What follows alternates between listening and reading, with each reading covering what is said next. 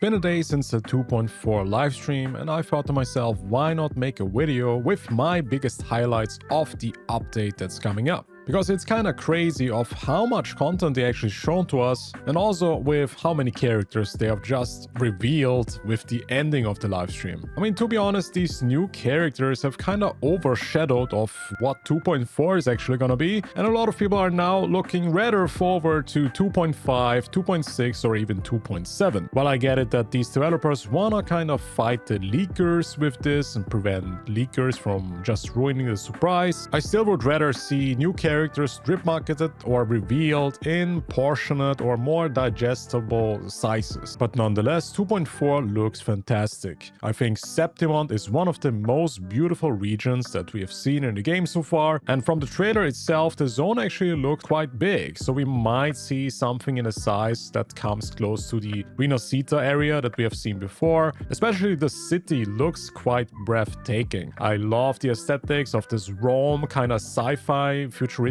mix. You have like these holograms here and there, you have Colosseums, you have even gladiator NPCs that have their freaking six-packs out. So overall, this new zone just looks fantastic. We even have some darker areas here and there, a harbor, and even a dragon graveyard. I mean, honestly, this zone might be just another step up or another showcase on how talented Kuro Games actually is when it comes to level design or beautiful just looking areas. But talking about other highlights for this update, for me personally, in the live stream they have shown us a bit of the new content that we can expect. There is a new permanent mode that looks quite interesting. It has like somewhat of conquer and defeat enemies kind of style. So there's like monsters to protect their inhabitant and you have to defeat them and pretty much put your banner down so you can conquer some areas. You also need to level up your characters there or you get some buffs. It's honestly a bit confusing, but it does look quite interesting. I think the biggest highlight for most people though was the auto chess kind of Pokemon mode that they have introduced in the new update, and I think it also looks quite cool. I mean, having echoes in the game that you throw with somewhat of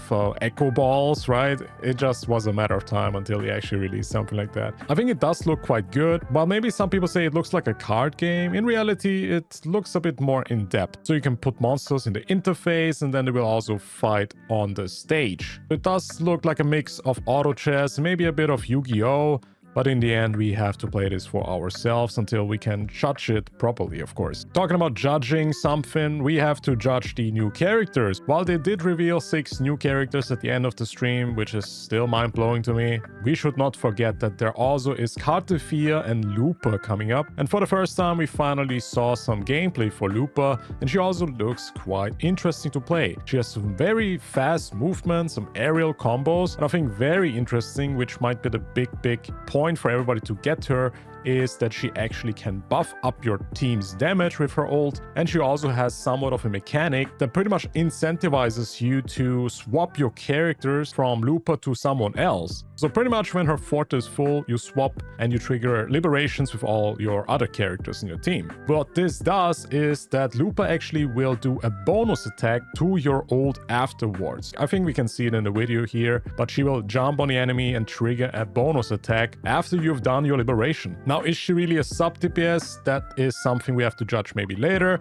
but it does look quite like it. With Kartefia, they have introduced her as well as the new arrow erosion unit. Yes, she is gonna be scaling of arrow erosion and her whole kit will pretty much function with this. While a lot of people will say she might be similar here with Zani, she actually can apply arrow erosion herself. So here is the big difference already to Zani, because Zani was not able to apply Spectral Frazzle herself, and this was a big problem why people were going mad about this. And thank goodness we have Kartefia here who can actually apply arrow erosion herself. Of course, she still will probably work best with Chacona. Chacona has like this outro that buffs arrow erosion by 100%, which is insane. But at least Kartefia is able to apply arrow erosion herself, which makes her quite more flexible. Also, her animation looked good, and the design from Kartefia once again looks just fantastic. You get a character here here that pretty much 2 characters in one. One really cool thing that they have announced is that you can stay in the fleur-de-lis form indefinitely. People were worrying about this. Do you have a time limit to stay in fleur-de-lis form? Can you take pictures properly? Yes, you can. You can actually stay in fleur-de-lis's form forever if you want to. And very cool also is that she can walk on water. That's something that they have announced in the live stream as well. It's a pretty nice gimmick, I guess. Does it really matter? I don't know. Coming with the new characters, there's also 2 new echo sets, and these are actually really cool. We have a new fusion set that's called Flaming Claw Print. This one has a fusion damage bonus of 10% with the 2-piece, and the 5-piece is actually something that buffs up your whole team.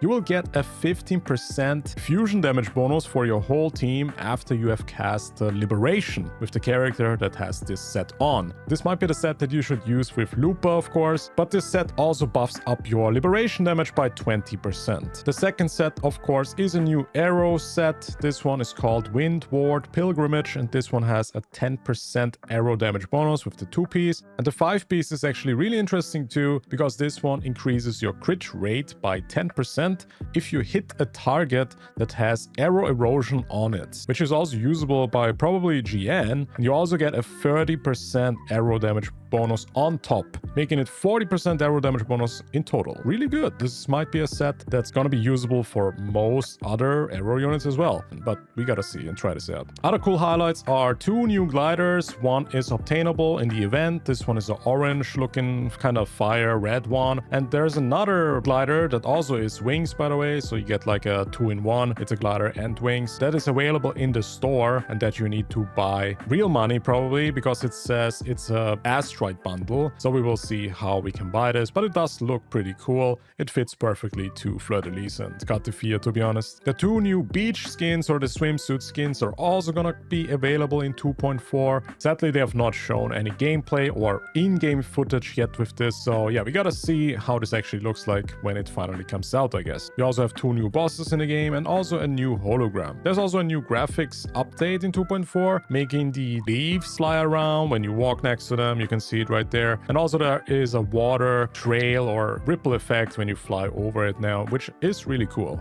Good news for everybody who's saving up pulls. We also get another 10 pull for free on top of the 7-day login event, which is just great. This is probably just to make up for the anniversary maybe. There's also a brand new feature that introduces guides in the game. I'm not sure how this is gonna function, but they did show something like that, where we can look up the characters and there's gonna be guides in the game, so you don't need to watch videos anymore. Very funny gimmick that they also introduced is that we are able to take a bath in 2.4. So you are actually able to pick 3 characters, making it 4 in total, and you can sit in a bathtub with them. And yeah, interesting. I cannot wait to try this with the swimsuit characters and fleur-de-lis. Let's see if this works. But yeah, it's a funny thing, I guess. And of course, for all the story enjoyers, there is more main story coming up in 2.4. We get to play 2 main chapter acts, and we're probably gonna see something happening with Cristoforo and Frolova. Also in the trailer, we have seen that Scar appears for a little second there, so I don't know who let this prisoner out of jail, but I guess we're gonna find out in 2.4.